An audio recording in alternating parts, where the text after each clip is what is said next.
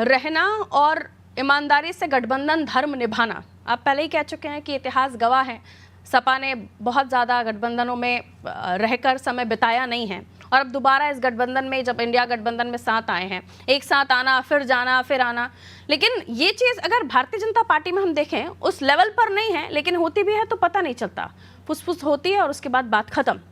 क्या अनुशासन की भी कमी है? और इस तरीके से जिस लड़ाई को ये लड़ना चाह रहे हैं उतना आसान नहीं होगा जिस तरीके से ये लड़ाई को लड़ना चाह रहे हैं। क्या कहना चाहेंगे आप इस पर? जो केमिस्ट्री कांग्रेस की क्षेत्रीय दलों में होनी चाहिए, जिस तरीके की होनी चाहिए, और क्षेत्रीय दलों को भी मानना चाहिए, क्योंकि कांग्रेस राष्ट्रीय पार्टी है और राज किया है उसने उत्तर प्रदेश में कई सालों, लेकिन अलग अलग राज्यों में भी उनकी अपनी पोजीशंस हैं। समाजवादी पार्टी अगर वो कह रही है कि हम हरियाणा में साथ होते तो ये करते, हम जम्मू कश्मीर में साथ होते तो ये करते, लेकिन उन्हें भी अंदर गिरेबान में झांकना होगा कि हर राज्य में आपकी वो बखत नहीं है जो उत्तर प्रदेश में है।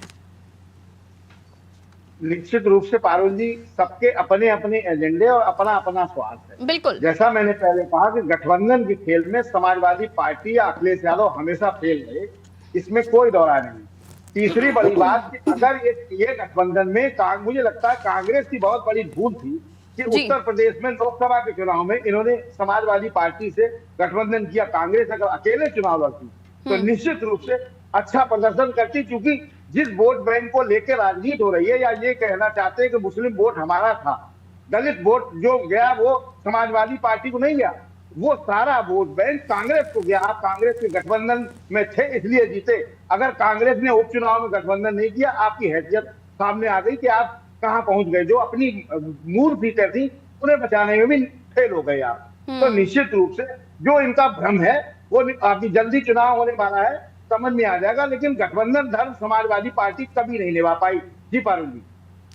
बिल्कुल नीरज जी, जो हालात दिख रहे हैं और कांग्रेस भी अब ये मुझे लगता है कि समझ रही है कि उत्तर प्रदेश में अगर इसी हालात में वो अगर चुनाव लड़ेगी आने वाले समय में तो धरातल पर उसके लिए ठीक नहीं होगा। जो वोट बैंक है वो शिफ्ट हो रहा है और वो जो अपनी पोजीशन बनाना चाह रहे हैं, वो भरता हुआ सितारा बनना चाह रहे हैं और समाजवादी पार्टी के साथ होकर वहां पर एक साथ रहकर संभव नहीं है, क्योंकि नंबर्स जो सीटों के बटे उसने बताया हमें।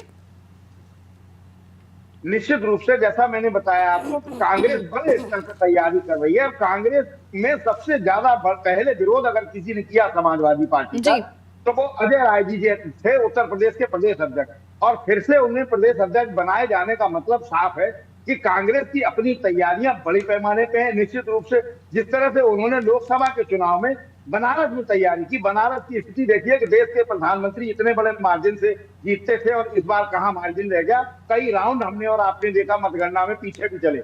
ये उनके लिए चिंता की बात है। निश्चित रूप से तो कांग्रेस प्रियंका गांधी के नेतृत्व में बड़ा परिवर्तन उत्तर प्रदेश में करने जा रही है। ये गठबंधन टूट चुका है, बिल्कुल गठबंधन दल समाजवादी पार्टी नहीं। नीरज सर, आप ही की बातों पर मैं